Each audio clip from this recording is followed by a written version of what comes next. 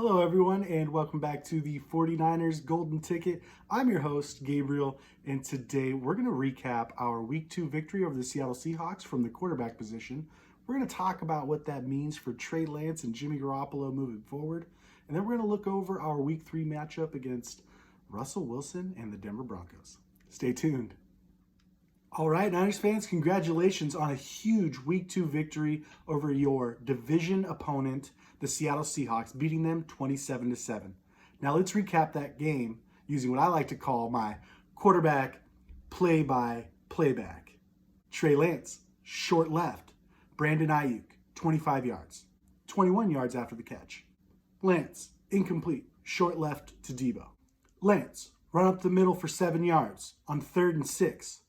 Lance, run up the middle on 2nd and 11, 4 yards. Lance, short left, Jeff Wilson, 5 yards, settled for a field goal. Lance, up the middle on 2nd and 8, 2 yards. Lance, broke ankle, season over. Garoppolo comes in, 3rd and 6. Garoppolo, short left, Brandon Ayuk, 4 yards, settles for a field goal. Garoppolo, deep left, intended for Debo, incomplete. Garoppolo, short left Ayuk, 12 yards, 11 yards after the catch. Garoppolo, intermediate left to Ray McCloud, 16 yards, 2 yards after the catch. Garoppolo, deep left, Ross Dwelly, 38-yard touchdown.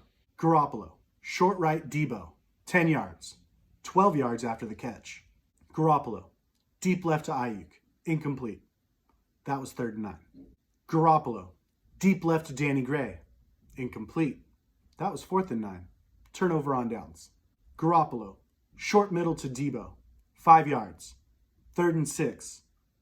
Didn't convert. Garoppolo, short right to Juwan Jennings, incomplete. Garoppolo, short left to Debo Samuel, 7 yards, 10 yards after the catch. Garoppolo, short left to Wilson for 14 yards, 7 yards after the catch. Sets up 1 yard, Kyle Juszczyk touchdown. Garoppolo, short middle to Jennings, 4 yards. Garoppolo, intermediate middle to Ayuk, 14 yards. Garoppolo sacked on 3rd and 1. Garoppolo, up the middle on 4th and 1, gains 3 yards, first down. Garoppolo, fumbled snap on 3rd and 2, settles for a field goal. Garoppolo, incomplete, short left to Ray McCloud. Garoppolo, incomplete, deep left to Brandon Ayuk. Penalty on Seattle, however. First down. Garoppolo, short left to Debo, 7 yards. Garoppolo, short right to Ayuk, 8 yards, 4 yards after the catch. Garoppolo, incomplete, short right to Danny Gray. Garoppolo, incomplete, short right to Kyle Juszczyk on 3rd and 9. Garoppolo, incomplete to Brandon Ayuk. Garoppolo, deep left to Brandon Ayuk, incomplete. However, another penalty. 49ers first down. Garoppolo, short left to Ayuk, incomplete on 3rd and 7. Garoppolo, short left to Debo, 15 yards, 11 yards after the catch. Garoppolo, incomplete, deep right to Ayuk. Defensive pass interference. First down. Garoppolo up the middle for 1 yard on 3rd and 2, at the 2. Garoppolo up the middle for 1 yard on 4th and 1, touchdown. 49ers win 27-7. Jimmy Garoppolo went 13 of 25 for 154 yards, 1 touchdown, no interceptions, and 1 rushing touchdown. All right, guys, now looking ahead to what this could mean for Trey Lance. The injury is estimated to be about a 10 to 11 week injury for him to make a full recovery. However, I'm under the belief that the Niners will hold him out for the rest of the season. Coming into the 2022 season, he needed experience. He missed the 2020 season due to COVID.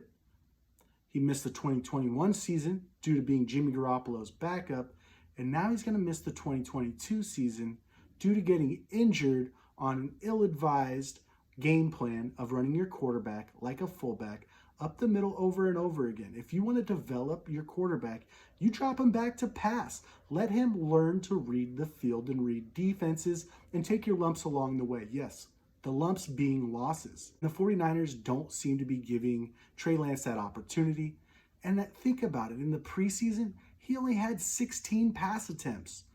This is a young quarterback who's getting ready to start his first full season in 2 years, and you only gave him 16 pass attempts in the preseason.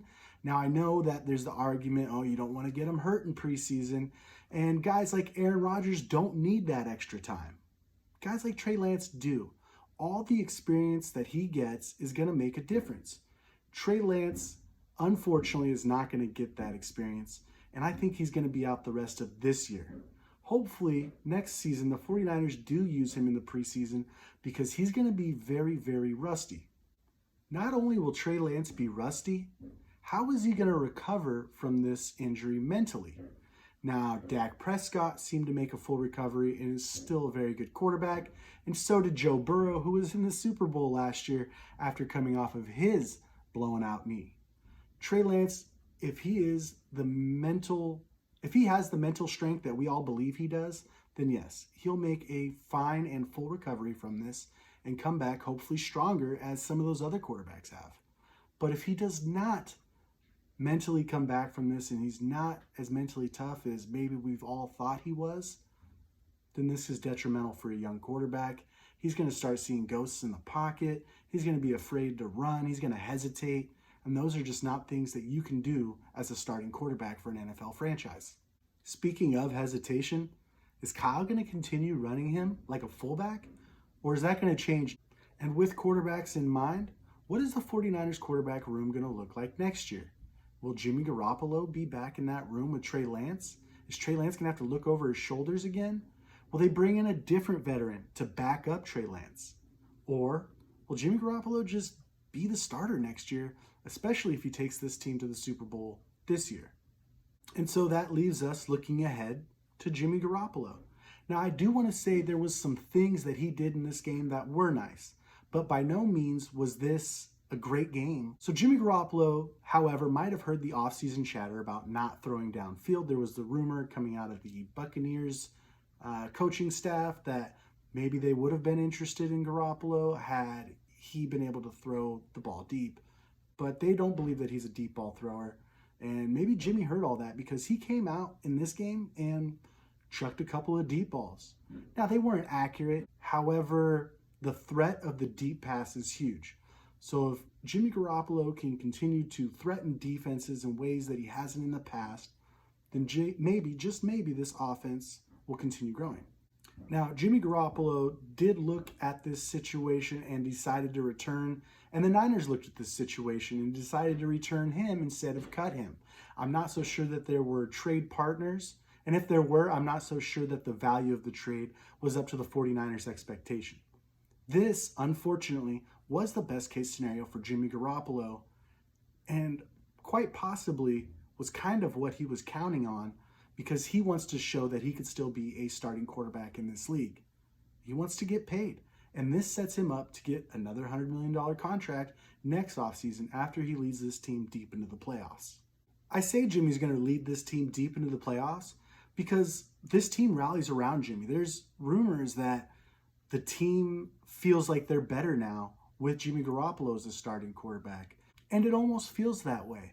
I mean, it looked like to me that this team rallied around Jimmy Garoppolo. The defense played harder. The offensive line blocked their butt off. And it gave Jimmy enough time to take some deep shots. It's a very, very interesting situation.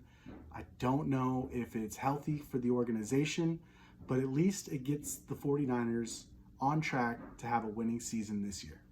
It didn't seem like Kyle listened to us on Lance at all, but he might have heard us a little bit on Debo. I had recommended not running your quarterback 13, 16, 17 times a game, and I also recommended not running Debo 8 times a game. Well, Debo's usage was cut in half, while Lance was ran 3 times in the first 2 possessions, ending his season. Debo. He had a couple of nice plays in this game, but I gotta say, is he slower than he was last year? He had a beautiful 51-yard run, but I felt like he should have pulled away from those defenders, and instead they caught up to him. Now, Debo might have built his body more this offseason to take more punishment as a runner because he kind of knew that he was going to be used more as a wide back. Or did Debo kind of take it easy this offseason after requesting a trade and taking all the 49ers off and demanding money? Debo did not look like he was focused on football this offseason, and that's unfortunate. And hopefully that's not what showed up on tape in week 2 when he got caught up to after bursting through for 51 yards. Debo, you're better than that. Touching up more on Debo's usage, he is definitely a wide back, and you're starting to see that position be used more around the NFL. We're seeing it in Washington with Curtis Samuel, which is very interesting because Curtis Samuel is extremely undersized compared to Debo. We're also seeing it out in Pittsburgh with Chase Claypool as they're starting to give him carries. He's a big guy at 6'4", somewhere around 240 pounds. That's a big wide receiver. They're also trying to use him like Debo. But I just haven't seen anybody have the kind of success the 49ers have had or the kind of success that Debo has had. And that's what makes him an all-pro, and that's what makes him a special player, and that's why he got paid. The 49ers do know what they're doing with him, but please limit his carries. Give him more screens. Screens to the outside. He could still break tackles just as well there as he could on the inside, except there's not 300-pound linemen falling on him. There's 200-pound cornerbacks falling on him, 200-pound safeties coming to hit him. It's a big difference, much less wear and tear on the body. So that leads us into the expectations for the 49ers. Now, with Jimmy Garoppolo on this roster and starting because of the injury to Trey Lance, the 49ers definitely have to go to the Super Bowl. That is 100% the expectation. Anything less is sort of a letdown. The 49ers fan base has backed Jimmy through and through. In fact, a lot of them are happy that Jimmy's now the starter. The 49ers Super Bowl odds went up with Jimmy being the starter versus Trey Lance. I unfortunately am just not that excited. I feel like we've seen the Jimmy show, but that is the expectations for this team. Super Bowl or bust. Anything less, I feel, is a letdown and a waste of time. We should have been developing Trey Lance, the future of your franchise. And instead, we hand the keys back over to Jimmy Garoppolo to watch these reruns. Looking ahead to reruns and different uniforms maybe, Russell Wilson is going to be taking on the 49ers with his new team, the Denver Broncos. And the 49ers will travel to Mile High, where the altitude is really tough to play in. I'm curious to see how much that affects our team. Now, Russell Wilson with his new team in Denver has not played lights out as you might expect. In the past, Russell Wilson has been the 49ers' kryptonite, making insane plays in the fourth quarter, always bringing his team back. Russell Wilson is just a special talent, and for some reason, he's just always had the 49ers number. He beat the Niners twice last year with that terrible Seattle Seahawks team. What is he going to do this year with a much better Denver Broncos team? Week 2, they did come out, and Russell Wilson only completed 14 of 31 passes. I think it was 45 completion percentage. That's just not good enough. Clearly, he's not ready on his new team, and the 49ers should be able to take advantage of that. Maybe Nathaniel Hackett's a bad coach. We don't know yet. But Russell Wilson is not yet comfortable with his new team, and his completion percentage shows it. He took 3 sacks last game alone. So the 49ers should be able to dominate that offensive line. Nick Bosa, go get him, kid. Speaking of getting him, Talanoa Hufanga, way to step up. There was so much doubt surrounding you last year, this offseason, and all you've done is just prove us all wrong. I wasn't sure if you were athletically gifted enough to play safety at a high level in the NFL, but proved me wrong. Talanoa looks like a superstar. He's making plays all over the field, and I fully expect him to make plays in this game, potentially tipping another pass for a pick, getting a pick of his own, or blitzing for a sack. The 49ers defensive coordinator DeMeco Ryans is using Talanoa Hufanga everywhere, and he's making plays everywhere. This 49ers secondary looks great, and we don't even have Jimmy Ward healthy. When Jimmy Ward comes back and returns to his all-pro form, watch out. Now, where do the 49ers fall short on defense? In my opinion, it is that defensive line that they've always invested so heavily in. Our run defense looks like it's gotten pushed around in the past 2 weeks.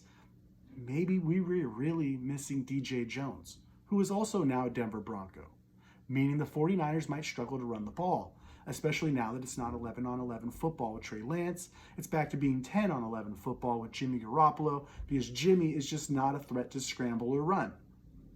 But the 49ers do have an excellent run game, and so it'll be very interesting to see if DJ Jones clogs us up or if the 49ers figure out a way around him. The 49ers should come out and win this game. I have a prediction score of 21-16. Niners win. That's that. All right, guys, that's going to wrap it up for us here at the 49ers Golden Ticket.